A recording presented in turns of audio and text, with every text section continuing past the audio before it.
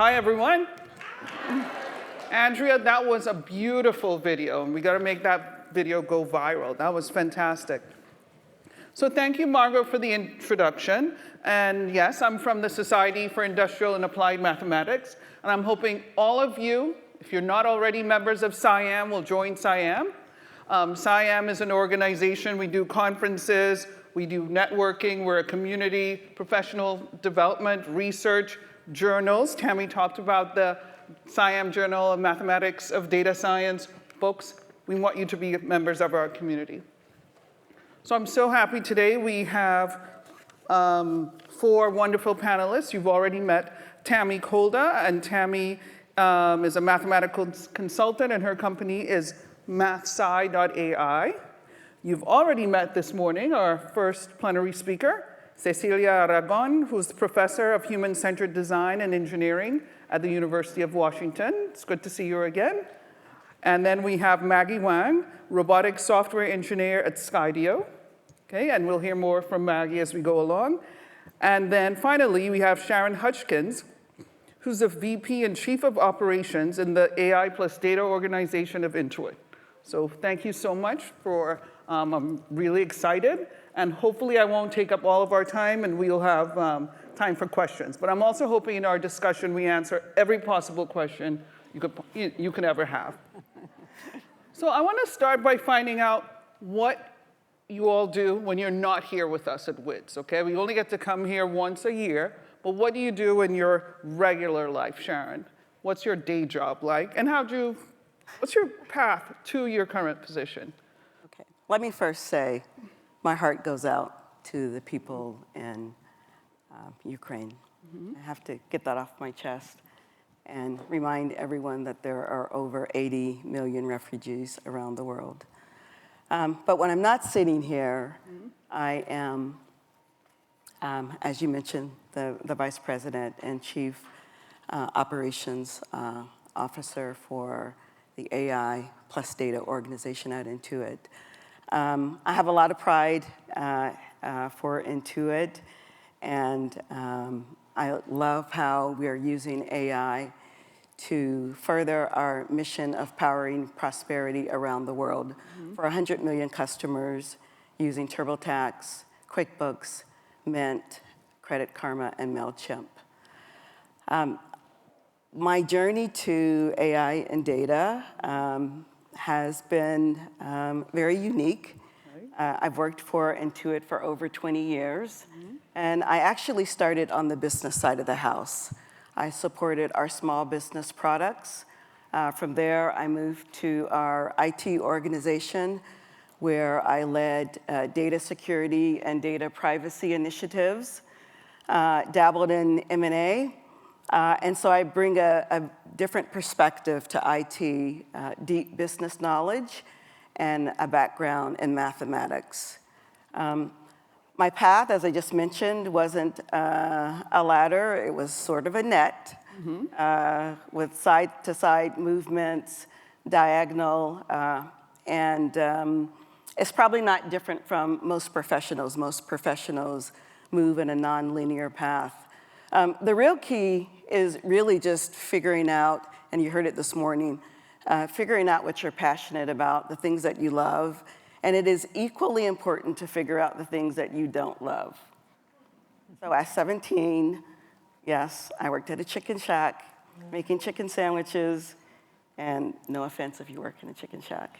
But I quickly figured out I gotta stay in school and do something different. And so finding out what you don't love is equally important. Absolutely, thanks, Sharon. How about you, Maggie? Yeah, so my job is being an autonomy engineer at a startup called Skydio. And Skydio does autonomous drones. So we're actually trying to make drones more autonomous and being able to understand the environment, being able to avoid obstacles, and just be the second eyes in anywhere in the world. So my job as an autonomy engineer is to create these algorithms that we can run on these drones, and also run these algorithms in simulation, and also run it in the real world. So what's really exciting to me personally is being able to design some algorithm have it materialize in my mind, put it into code, and then fly it in simulation, and then also fly it in the real world, all in the same day sometimes.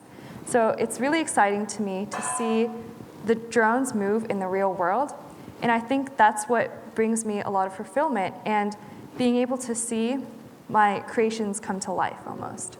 And I think there's a lot of potential in robotics in all different kinds of industries. So if you are passionate about environmental sciences, there's a bunch of applications for robotics there.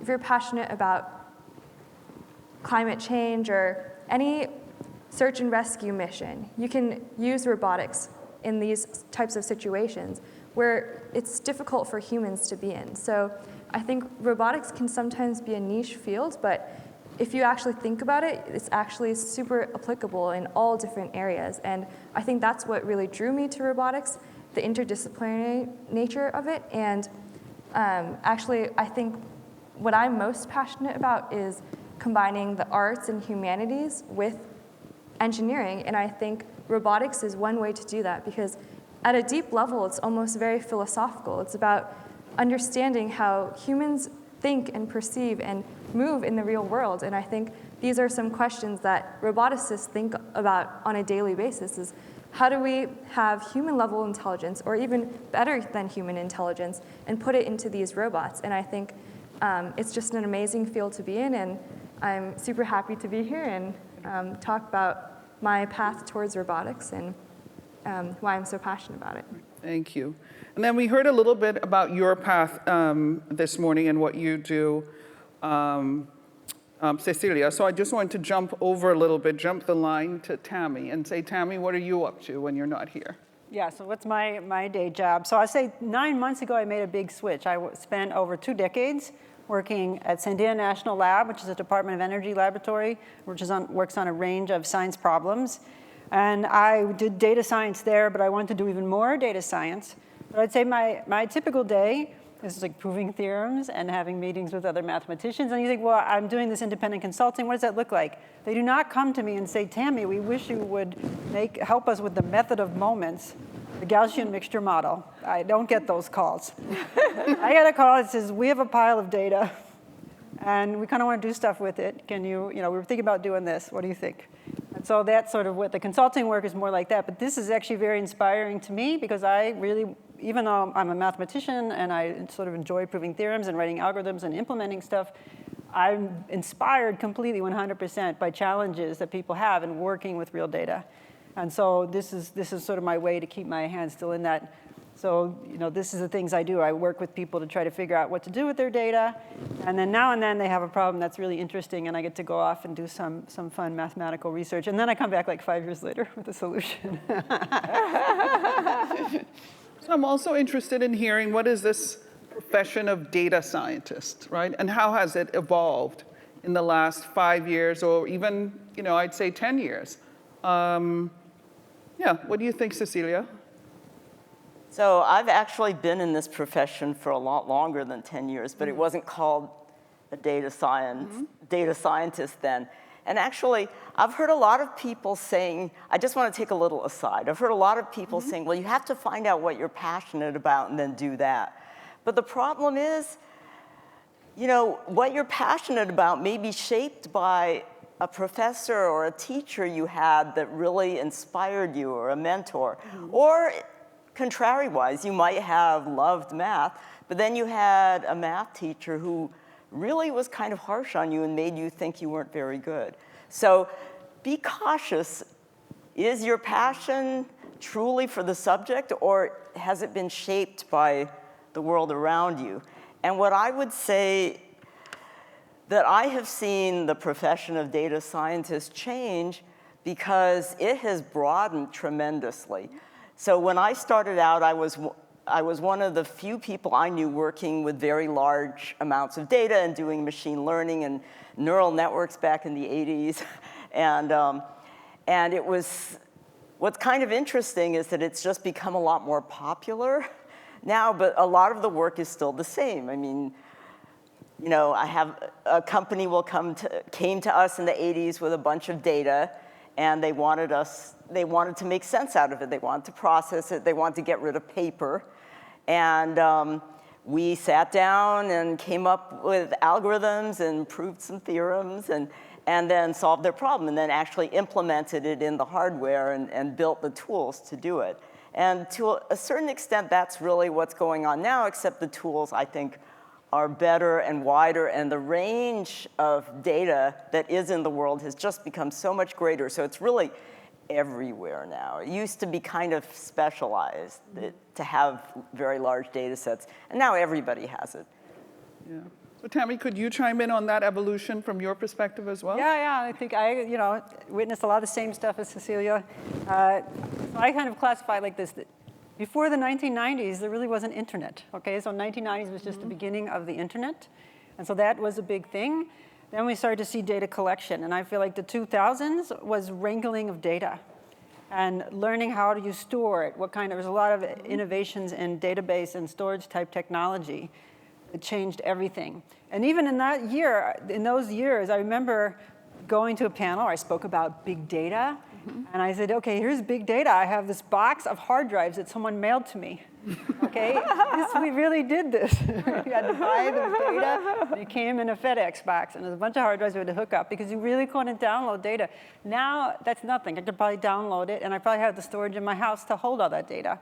So it's really changed. And so in the last decade, what we've seen is now that all this data is accessible, available, slightly wrangled, at least way better than it was a decade or two ago, now we can start to apply analytics to it. So now we're seeing a big increase in developments in these sort of ways, methods for handling data science. And so I'm really excited to see these kind of breakthroughs and a lot of things about scalability, about randomization, which I forgot to put in my list of math topics, about randomized methods for dealing with really massive data. And I think it's only going to get more interesting as time goes on and the data is exploding even more. We hear more and more about people having more data than they can really reasonably process. And so what are we going to do about that? Yeah. Thank you.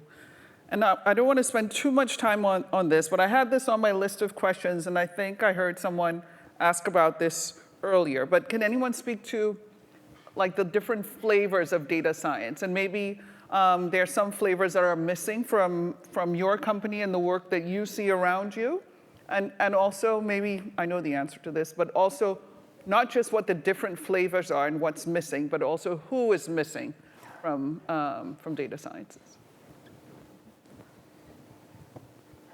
Well, it's kind of obvious to me, of course, that women are missing and the human-centered piece is missing. So many times I have students, particularly female students, who say, well, I thought I was interested in computer science, but I really want to do something that's involved with people. And then I say, well, computer science and data science are about people. And it's a matter of how it's presented. Again, it's these mental models that, you see, right? What is it? What you see is what you, if you can't see it, you can't be it, right? If you think that the data science is all about, some guy, bending over his and not being those of us right here, and you've seen this amazing diversity right here in this conference, that we're doing all these really cool things, and that young people today can do that too. And that's what I think we need to do is bring in all those people who are excited about climate change, or maybe not excited, worried about climate change, excited about doing something to improve it, and vice versa, what can we do with autonomous drones? I mean, the potential for good and for evil is so great. So we want people who care and who are going to do the right thing. Yeah, good. Thank you. And so I also want to hear from Maggie and Sharon, if you would. What, in your world, right, because you each are occupying different spheres, what are the big questions, right? If we have an audience of practitioners, active researchers, learners, right? If you had your choice, what would you have them spend more time on? And I already know you should follow your heart and do what I'm just saying. From your sphere, what would you like to see more people-powered? I would say data quality. Yes, we need more women on the data side of the house. We need data engineers, but data quality, data fuels AI. You guys all know that, right? I look at AI as the heart, data as the blood. And the heart is useless without the blood. And I'm quoting a data scientist from Intuit. So we have an AI-driven platform, and so it's critically important that data is clean and data is understandable. We have a data-first strategy, which includes data stewardship. I'm actually leading that effort where we have created data stewards across the company, and their role is to make sure that data is compliant, there's high data quality, and they're creating clean data entities for our data scientists in what we call a data map. And so our goal is to make sure that our data scientists have faster access to well-organized and well-documented data. And so by far, that is one of the platforms that I would love women to get involved in, data quality. Beautiful. Good. Thank you. And how about you, Maggie? Yeah, so in the robotics sphere, you can kind of see a lot of successful robots working in very specialized environments, such as factories that do simple picking and placing. So I think there's a lot of potential in using robots for generalized goods, and I think Skydio is definitely working on that. So being able to fly a drone in any environment, regardless of where it is, and potentially even in dark environments, or even if there's sun glaring near the drone. I think there's a lot of potential in finding these really difficult corner cases and being able to drill down and understanding why these corner cases are important, and being able to generalize robotics to not just a specialized field, but something that can be used in the real world. So that's something that roboticists are very interested in, and also something that borders on, as I was mentioning, philosophy, even just understanding the human mind. And I think that those are really interesting problems, and being able to understand what needs to be done in the very tail distribution of the failure cases. So very rare scenarios, but scenarios that might end up to be deadly or potentially life-threatening. Okay. And so how would someone get better prepared to do more work with data quality or work on those tail cases that you're talking about? Yeah, I think, first of all, like being very rigorous in math and science and just getting deep into these algorithms is very important, because at the end of the day, I think all of this boils down to first principles in physics and math. And I think for young women in particular, do not be afraid to dive deep into these subjects. And it's going to be hard. It's definitely not always intuitive, but I think just understanding that these principles are important and part of the process of making data better, I think that's what women should continue to do and strive to do.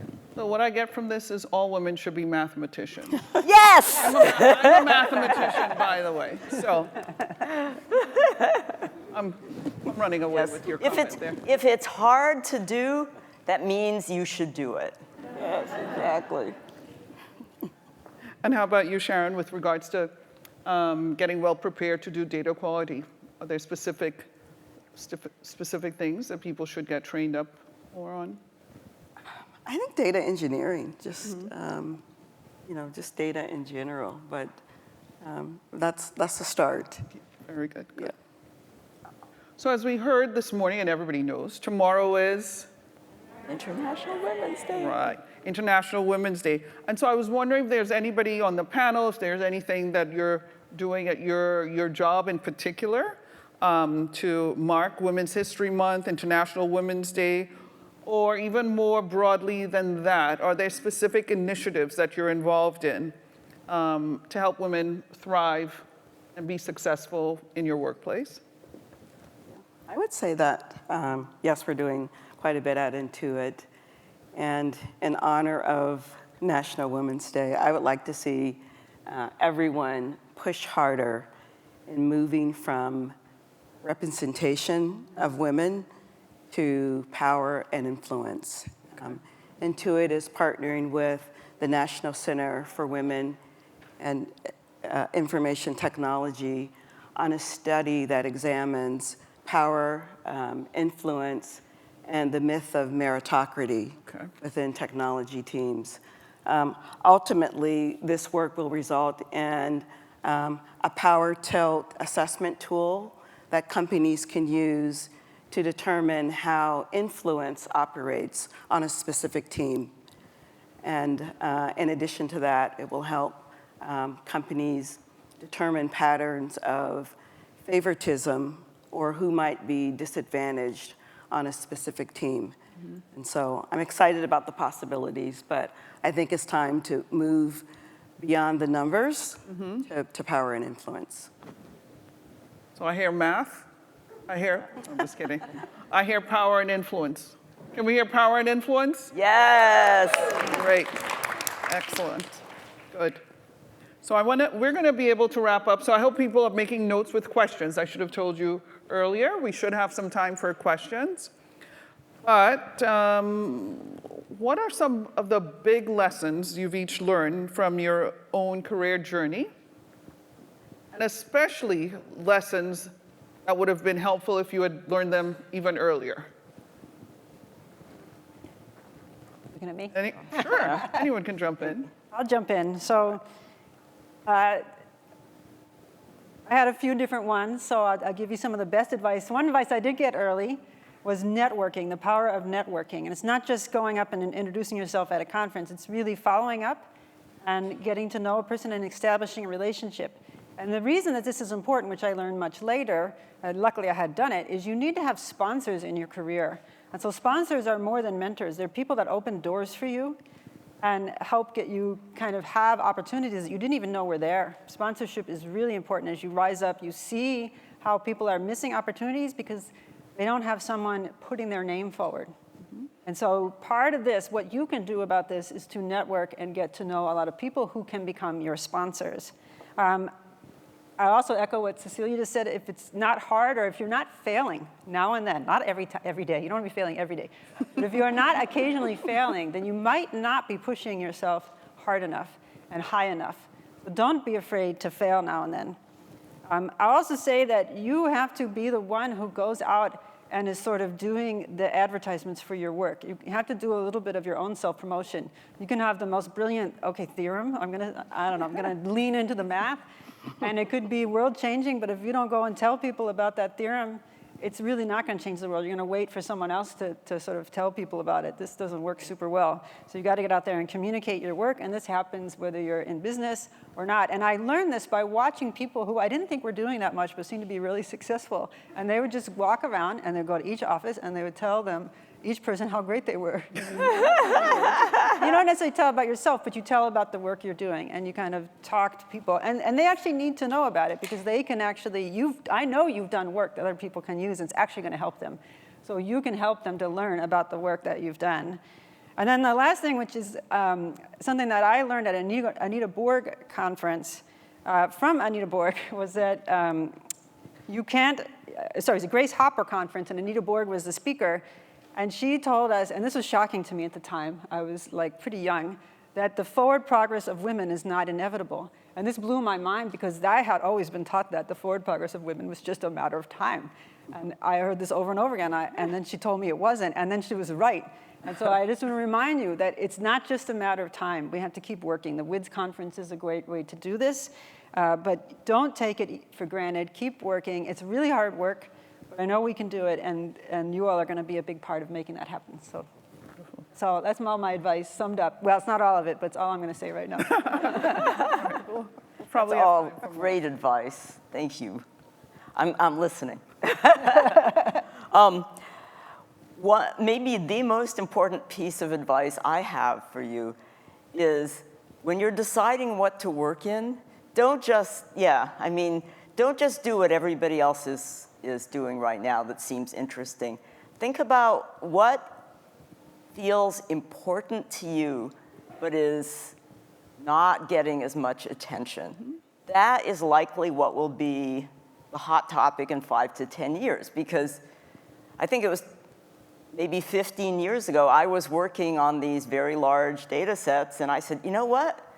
Look at all these sensors proliferating. There's going to be this explosion of data. We're going to need to do something about it. Okay, well, you know, I wasn't in a position of power and authority at the time. If I had been, you know, my company would have made billions, right? What can I say? But the fact is that by moving into data science, I was able to get a job in academia, something that I had never believed I could do, because there's 400 applicants for every open position. I'm not smart enough to get one of those. But hey, by the time I got into the, you know, data science was getting hot, and hey, guess what? I've been working in it for 5 or 10 years. So think about what is it that's going to be hot 5 to 10 years from today. This is what I tell my PhD students all the time. Don't do the topic that everybody else wants to work on right now. You know, everybody's going to be talking about the pandemic. Yes, it's very important. But 5 years from now, there's going to be a new hot topic. You want to figure out what it is now and start working in that one. And that's the guidance I give my students. And I'm happy to give tips on what is going to be good in 5 years. I have a really good track record, so. Good. Okay, so for my advice, I think I definitely agree with everything you guys both said about embracing failure. And then I would also add trusting the process. So just being consistent in your work and following through and showing up even when the data is making you pull your hair out, and making sure that you just show up and do the work and just take initiative as much as you can, and just make sure that you're striving to not only improve yourself, but also bring others along with you. So I think just having this holistic view on how you have the power to not only change yourself, but through changing yourself, you can change others. I think that's what has really stuck with me. Wonderful, thank you. Persisting, right? Yeah, persisting through, that's great. I would say you have to be aggressive at managing your career.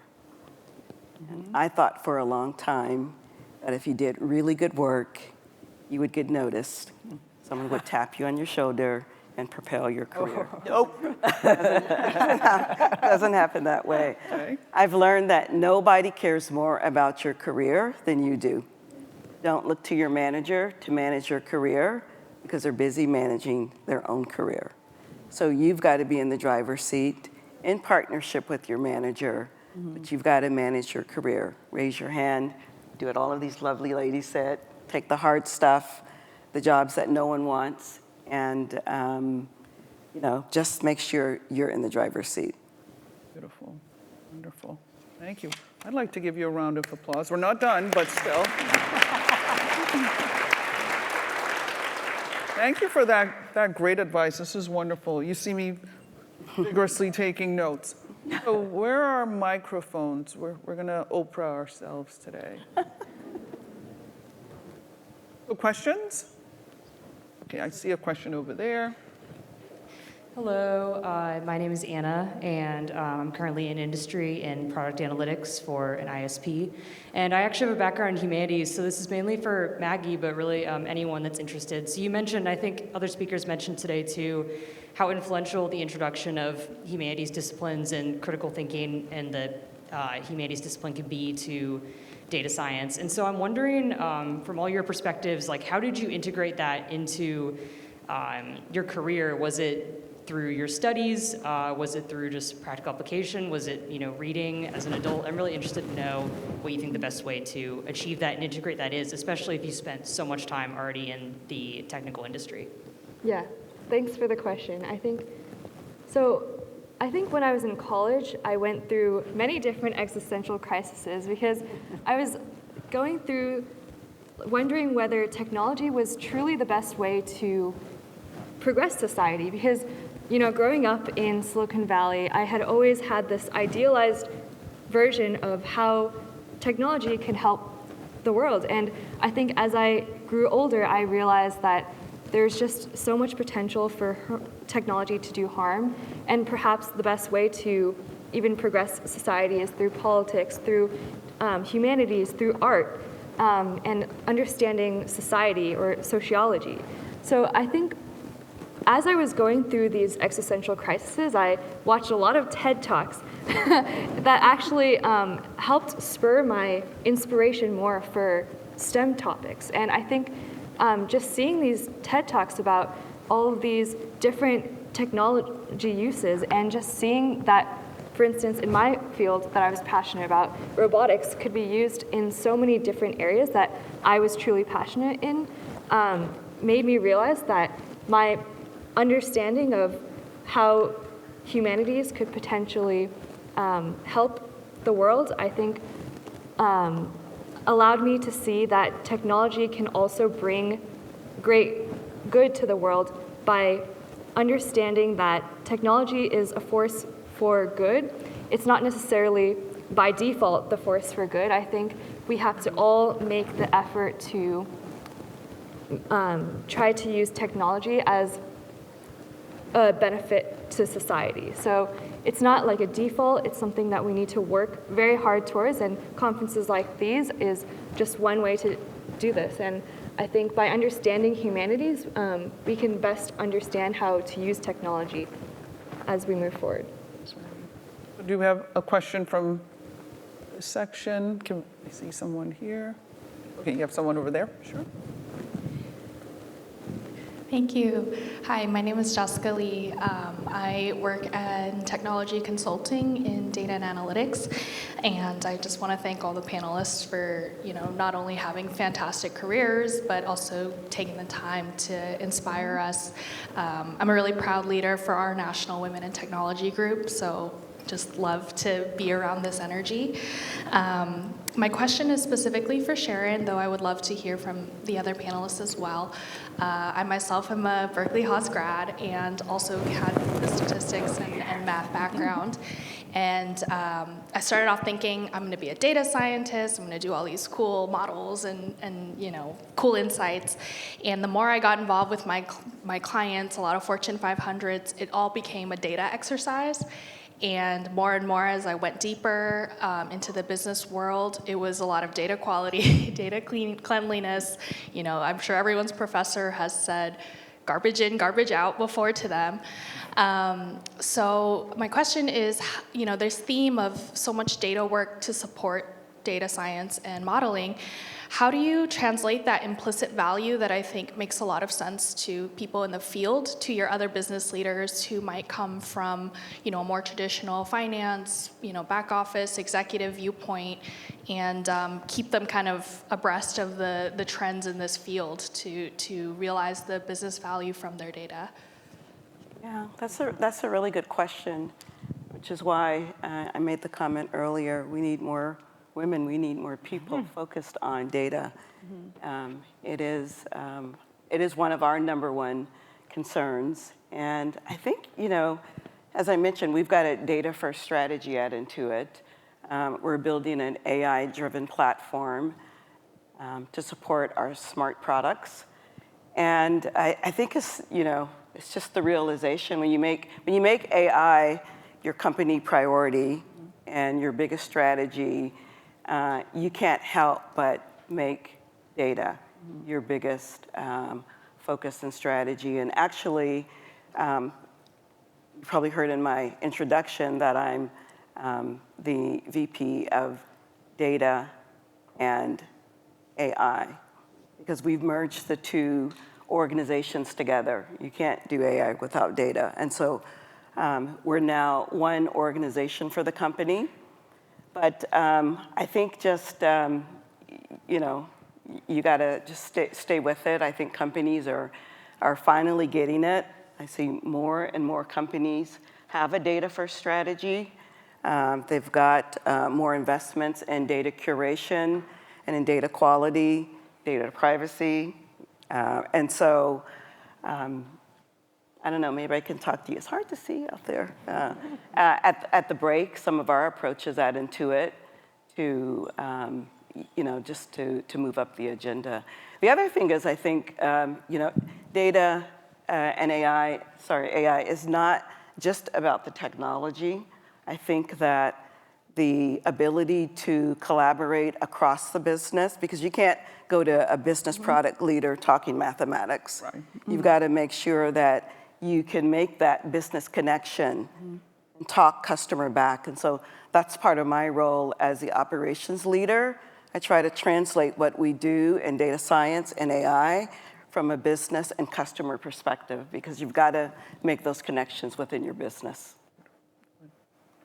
Thank you. So there's a question here. Oops. All right, I'm seeing you. You're in my range, but we'll get to you next, okay? At this table here. Okay, good. Hi, my name is Gina. I'm a postdoc here in the Biomedical Data Science Department. I really want to continue this discussion over quality of data, because my perspective is I generate way more data than actually analyze it. Where do we start to produce high quality data? What are the challenges for biomedical data scientists that comes with cleaning the data? Like, how do we communicate better to generate high quality data? I think it's a similar question. No? Yeah, I mean, do you want to take that? Well, yeah. It starts with data ownership, data stewardship. And so you've got to make sure that data is owned across your company, that you've got great ownership, and you've got great stewardship of the data. The people closest to the data that understands the data, I say, are the caretakers of that data. And if they can structure that in a way that is well organized, well documented, it makes it easier for data scientists to engage with the data. And so that's one of our key focuses, as I mentioned, where our goal is to cut 50% of the data preparation and data wrangling from our data scientists by creating what we call a data map with clean data entities so that it's easy for folks to engage with the data. I mean, I completely agree with Sharon, and this gets back to one of the points where humans touch the data. Yeah. This data curation, data cleaning. It's important not to just collect data and store it away. It's important the human collecting the data to look at it carefully and to make sure you're adding quality to it at every stage, at each one of these 5 points. That's what leads to high quality data and high quality data science, is not assuming everything will be automated. All right. So I promised it has to be a really quick question. Go ahead. Oh, yeah, it will be very quick. My name is Hannah Atik. I work as a senior business analyst for a healthcare consulting company. My question is more related to coping techniques. For me, I feel like I deal with depression and anxiety. So first of all, I want to thank you guys for being here, because you're all inspiring leaders. But my question for all 4 of you is, how do you cope with dealing with some either mental illness, being able to be vulnerable, and then also be aggressive about pursuing a strong career?